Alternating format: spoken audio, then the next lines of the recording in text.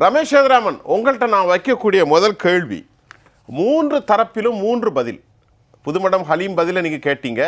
திரு குமார் அவர்கள் சர்வதேச அளவில் இந்திய அரசியலை அவர் இணைத்து பார்த்து இது போன்ற ஆதாரமற்ற குற்றச்சாட்டுகள் களத்தில் பெரும் தாக்கத்தை ஏற்படுத்தியிருக்கிறது. ராகுல் காந்தி ஒரு டிசன்ட், கருத்து மாற்றம், ஒரு குழப்பவாதிங்கிறார்.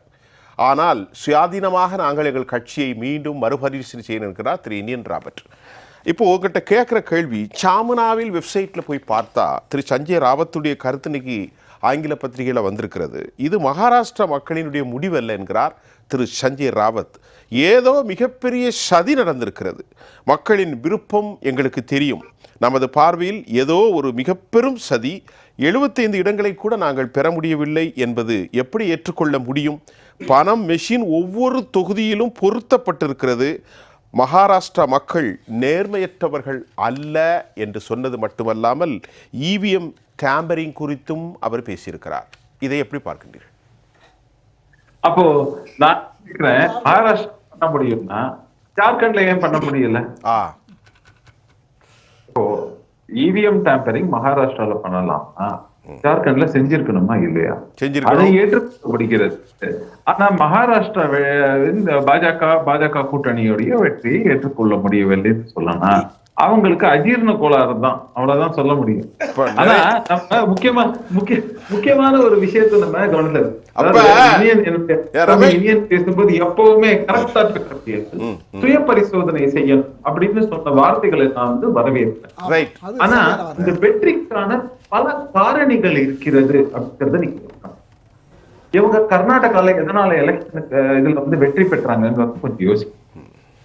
அதிலிருந்து பாஜக என்ன பாடம் கற்றுக்கொண்டதுங்கிறத நம்ம யோசிக்கணும். நிச்சயமாக பாஜக முதலில் கற்றுக்கொண்ட பாடம், அதாவது வெறும் மோடிங்கிற ஒரு பிம்பம் மட்டும் போதாது, உங்களுக்கு ரீஜனல் லெவல்ல முகங்கள் தேவை அப்படிங்கறத ரொம்ப தெளிவா தெரிந்து கொண்டார்கள்.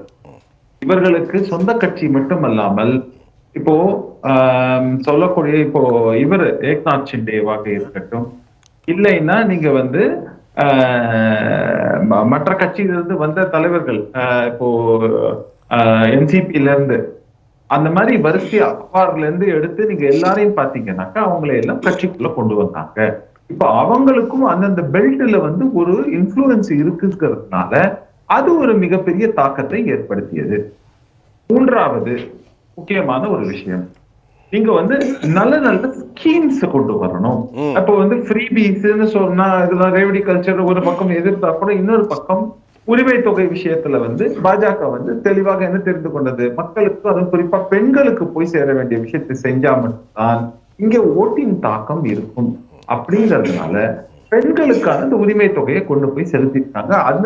அந்த பணமும் பெரிய அளவுக்கு இவங்க உதவிக்கு புரிஞ்சிருக்கு, வெற்றிக்குன்னு பார்க்கலாம்.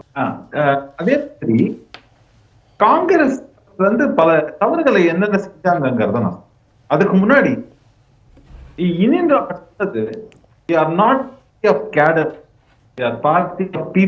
அதாவது நாங்கள் மக்களுக்கானவங்க, நாங்க எங்க கட்சி இருக்கக்கூடிய இந்த உறுப்பினர்கள் எங்க ஒரு அடிப்படை கட்டமைப்பு, மக்கள் வாக்களிக்கிறாங்க, அந்த கட்டமைப்பை முறையாக இது பண்றது கூட்டு ஒருங்கிணைப்பதுங்கிறது உங்களுடைய உறுப்பினர்களும் மற்றவர்களும் நீங்க வச்சுக்கலாம். ஆனா மக்கள் தான் வாக்களிக்கிறாங்கும் போது அவங்க தவறு செய்வதற்கான வாய்ப்புகள் இல்லை இல்லையா?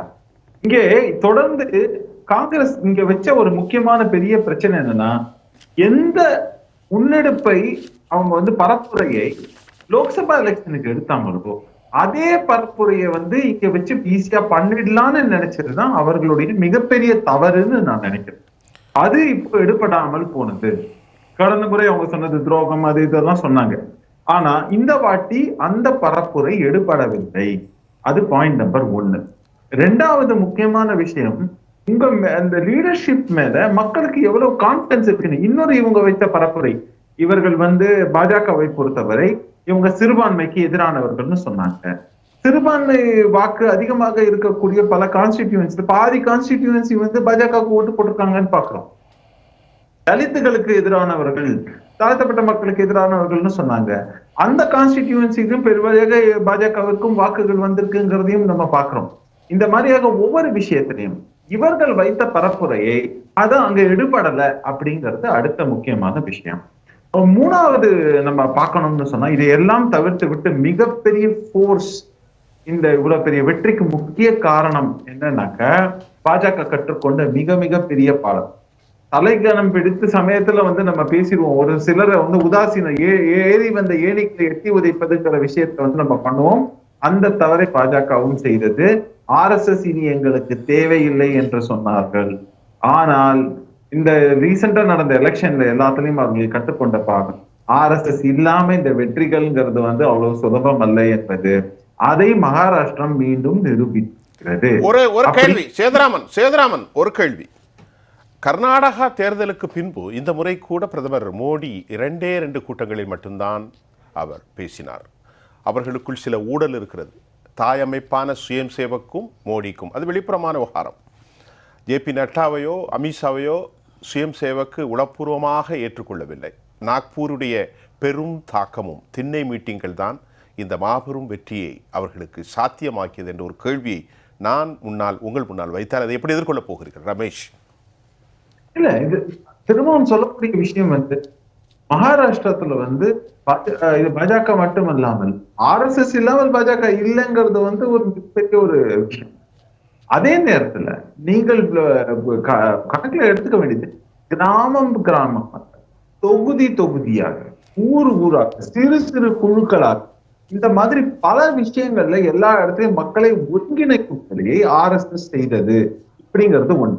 அது மட்டும் இல்லாம பாஜக கூட 2 ஸ்மார்ட் மூவ் அப்படின்னு நான் சொல்லுவேன். ஏன்னா அதிகப்படியான வாக்காளர்கள் வந்ததுக்கு நீங்க லீவ் நாளை ஒட்டி எலெக்ஷனை நடத்தல, அதனால மத்தியில் இந்த எலெக்ஷனை நடத்தினதுனால அதிகப்படியான வாக்காளர்கள் லீவுக்காக ஊருக்கெல்லாம் போகலங்கிறது ஒண்ணு. 2வது, பெண்களை அதிகமாக இங்க வாக்களிப்பதற்கான விஷயங்களை செய்தார்கள்ங்கிறது. 3வது ஃபேக்டர் நம்ம பார்க்கக்கூடிய விவகாரங்கள்ல சின்ன சின்ன ஒரு 100, 500, 600, 700 என்று அடுக்குமாடி குடியிருப்புகள் இருக்கக்கூடிய இடங்கள்ல தான் அவங்க அந்த லோக்கல்லையே வாக்குகளை செலுத்துவதற்காக செய்யப்பட்ட இவங்க எலெக்ஷன் கமிஷன் தரப்புல இருந்து செய்யப்பட்ட விஷயங்கள். இதுல இந்த 2 விஷயம் எலெக்ஷன் கமிஷன் செஞ்சாங்கிறதுனால அதுவும் ஒரு ரிசல்ட்டை கொடுத்துங்கிறது நம்ம இது எல்லாம் சேர்ந்துதான் மொத்த கலப்பையாக இவ்வளவு பெரிய ரிசல்ட்டை இங்க பிஜேபிக்கு வாங்கி கொடுத்துருக்கு.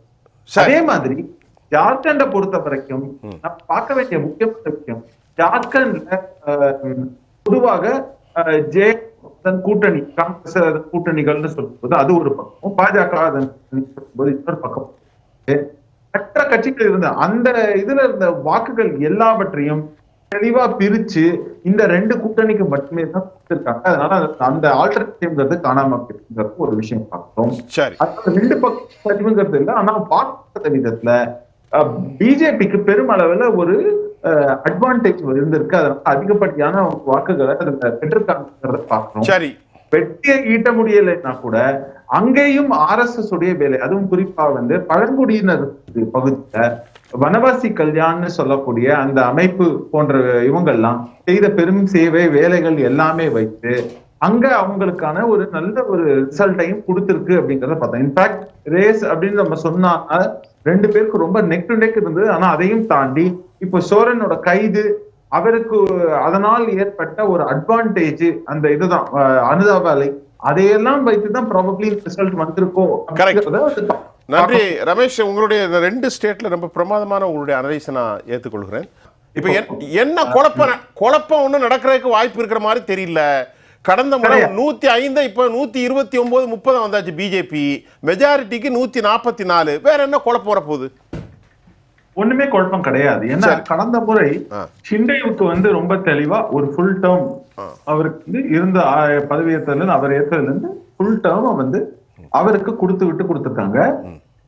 சீஃப் மினிஸ்டரா இருந்த பட்னவிஸ் துணை முதலமைச்சரா இருந்தாருங்கிறத பார்க்கணும். அப்போ அதே மாதிரியான ஒரு அதே மனநிலையில இப்போ ஏக்நாத் ஷிண்டேவாக இருக்கட்டும், இல்லைன்னா அஜித் பவாரா இருக்கட்டும், அவங்க துணை முதலமைச்சராக கண்டினியூ பண்றதுக்கு அவங்க அதே மாதிரியான ஒத்துப்பாங்க அப்படிங்கிறது தான் விஷயம். அந்த வகையில் இந்த வாட்டி அது அறுதி பெரும்பான்மை அப்படின்னு தனி அறுதி பெரும்பான்மை இல்லைன்னா கூட ஒரு கட்சியாக பெரும்பான்மை கிட்டத்தட்ட 90% அதிகமாக சீட்டுகளை பெற்றிருக்கிறது ரொம்ப ஈஸியா வந்து சொல்லிடலாம். இதுல வந்து இந்த வாட்டி வந்து பட்னாவிஸ் தான் வந்து சீஃப் மினிஸ்டர் ஆகணும் அப்படிங்கிறது தான் சரியா இருக்கும் அப்படிங்கிறது தான் ஒரு கணக்கு. இதுல ஒருத்தர் இல்லைன்னா கூட ஒருத்தர் சப்போர்ட் பண்ண போறாங்க. அதே மாதிரி நமது சகோதரர் அவர்கள் வந்து பேசும்போது ஒரு சில விஷயங்களை முன்னெடுத்தாரு. என்ன அப்படி பண்ணிட்டாங்கன்னா அதான் சொன்னேன், எதுவுமே பண்ணலன்னா மக்கள் எப்படி ஓட்டு போடுவாங்கிற ஒரு கேள்வி இருக்கு. அதுதான் ஒரு உதாரணம் சொன்னேன், ஸ்கீம்ஸ் எல்லாமே. இன்னொன்னும் இவங்க தரப்புல இருந்து பரப்புரை இப்ப ஹிந்துத்வா அதான் சொன்னேன், ஹிந்துத்வா அப்படின்னு சொல்லிட்டு அடுத்தடுத்து இவங்க மூவ் பண்ணி என்னென்னலாம் சொன்னாங்களோ அத்தனை விஷயமும் இங்க தவிடுபடி ஆகி இருக்கு அப்படிங்கறதான் இந்த எலெக்ஷன் ரிசல்ட் தெளிவா காட்டுது. அதே மாதிரி இப்போ இவங்க சொல்ற மாதிரியே இருந்தா கூட சிவசேனாவை நீங்க எடுத்தீங்கன்னாக்க அப்போ உத்தவ் தாக்கரேக்கும் அவங்களுடைய அத்தனை பேருக்கும் எவ்வளவு ஓட்டுகள் வந்திருக்கணும், எவ்வளவு சீட்டுகள் அவங்க ஜெயிச்சிருக்கணும், ஏன் அப்படி அவங்களால ஜெயிக்க முடியல, ஏன் ஷிண்டேயோட தரப்புல இருந்து ஜெயிச்சாங்கிற ஒரு கேள்வி இருக்கு. அதே மாதிரி சரத்பவாருக்கும் அஜித் பவாருக்கும் அவங்களுடைய கேண்டிடேட்ஸ் பாத்தீங்கன்னா நேருக்கு நேராக அவங்க வந்து போட்டியிட்ட பல தொகுதிகள் இருக்கு. அங்கேயுமே ரிசல்ட் எந்த மாதிரியாக வந்திருக்குங்கிறதையும் நம்ம பார்க்கிறோம். அப்படி இருக்கும்போது மக்கள் தெளிவான ஒரு மேண்டேட்டை கொடுத்துருக்காங்க. திரும்ப திரும்ப எதாவது சொல்றேனே, இவங்க மக்களுக்கான சரியான பிரச்சனைகளை பேசலங்கிறதும் இவங்க மேல மக்களுக்கு நம்பிக்கை இல்லை என்பதையும் தான் மகாராஷ்டிரா ரிசல்ட்ங்கிறது ரொம்ப தெளிவா காட்டுதுன்னு நான் சொல்லுவேன். சரி, அது மட்டும் இல்லாம ரெண்டு பாயிண்ட் மட்டும் சொல்லி முடிச்சிடுறேன். இன்னொரு முறை முடியும் 10 செகண்ட் எங்களால் பயணிக்க முடியும். நாங்க வந்து பாத்தீங்களா, எங்க ஒரு காலத்துல திராவிடம் இதான் பேசின இவங்க திமுக வந்து எங்களுடன் பயணிக்க முடியுது இல்ல. தமிழ்நாட்டை பொறுத்தவரை நீங்க தான் அவங்க கூட பயணிக்கிறீங்க, அவங்க முத்தில சவாரி பண்றீங்கன்னு சொன்னாங்க. இல்லாம தனித்து நீங்க நிற்க முடியாதுங்கிற நிலைமைனால இட் இஸ் அ சர்வைவல் கொஸ்டின்ங்கிறதுனாலதான் நீங்க அதை பண்றீங்க. அதேதான் அங்கேயும் தாக்கரேக்களுடன் நீங்க அவங்களுக்கும் சர்வைவல் கொஸ்டின், யாருக்கு காங்கிரஸுக்கும் சர்வைவபிலிட்டிங்கிறது ஒரு பிரச்சனையா இருக்கு. அதனால அவங்க வந்து தாக்கரே கூட சேர்ந்துக்க ஒத்துட்டாங்க. அதே மாதிரி தாக்கரேக்களுக்கும் இது வந்து வாழ்வா சாவாங்கிற பிரச்சனைனால அவங்களும் உங்க கூட ஒத்துட்டாங்க. அதனாலதான் சொல்றேன், இது மக்களை பொறுத்தவரை ஒரு ஒவ்வா கூட்டணியாக இருக்கிறது அப்படிங்கறது நிதர்சனமான உண்மை. ஒரு கருத்து என்னன்னா, அடுத்த 2 கேள்வி சுருக்கமாக வேகமாக உங்கள் பதிலை பார்க்கிறேன். பட்னாவிஸ் வரப்போகிறார் என்பது உறுதியாக இருக்கிறதா? ஒன்று, சிவசேனாவுடைய உத்தவ் தாக்கரே கட்சியினுடைய எதிர்காலம், இதற்கான பதில் என்ன? இல்ல அதான் உத்தவ் தாக்கரேயின் கட்சி எதிர்காலம் வந்து ஒரு சரிவை நோக்கி போய்கொண்டிருக்கிறது. அவர்கள் கூட்டணியில் இருக்கக்கூடிய கட்சிகளை போலவே அப்படிங்கிறது உண்டு. 2வது முக்கியமான விஷயம், பட்னாவிஸ் வந்து சீஃப் மினிஸ்டர் ஆகிறதுக்கு வாய்ப்புகள் வந்து மிக மிக அதிகம், ஆல்மோஸ்ட் உறுதியாக இருந்தது அப்படின்னு நீங்க சொல்லலாம். காரணம் என்னன்னாக்க, கடந்த முறை அவர் விட்டு கொடுத்திருக்காரு. அதனால இந்த வாட்டி வந்து நிச்சயமா இந்த தரப்புல இருந்து விட்டு கொடுக்கணும்ன்றது 2வது பாயிண்ட். அதை விட முக்கியமான ஒரு பாயிண்ட சொல்லி முடிச்சிருவோம். இப்போ நம்ம ஜார்க்கண்ட் சொல்றோம், ஒருவேளை நாளைக்கே வந்து ஜார்க்கண்ட் முக்தி மோர்ச்சா அதன் கூட்டணியில இருந்தா கூட ஜார்க்கண்ட் முக்தி மோர்ச்சாலே ஒரு கட்சியிலே ஒரு பிளவு ஏற்படுதுன்னு வச்சுக்கோங்க. அவங்க வந்து நாங்க வந்து ஒத்துக்க மாட்டோம், சோரன் மேல வந்து ஊழல் வழக்கு இருக்கிறதுனால நாங்க வந்து ஒத்துக்க மாட்டோம் அப்படின்னு சொல்லிட்டு யாரான ஒரு அங்க ஷிண்டே மாதிரி யாரான ஒருத்தர் வராருன்னு வச்சுக்கோங்க. நம்ம என்ன பண்ண முடியும்? ஆனா வருவாருன்னு ஏதோ நினைப்பு உங்களுக்கு இருக்கு, அதுதான் அப்படியே கடைசியா சொல்றீங்க. நாங்க என்ன பண்ண முடியும், நீங்க ஒன்றும் பண்ண முடியாது, ஆனால் இது நடக்கும் என்று கேசியத்தை வைக்கிறார். அமைதியா இருங்க ரமேஷ் சார். அவர் ஜெனரலா கேட்கிறாரு நண்பர் ரமேஷ் சேதுராமன். நல்ல பாயிண்ட், கரெக்ட். புதுமண ஹலீம் ரமேஷ் சார், உங்க 2 பேருக்கு என்னன்னா, இந்த வரலாறுகளை பார்த்து ரமேஷ் ஞான புத்தியோடு சொல்றார், நடக்கலாமோ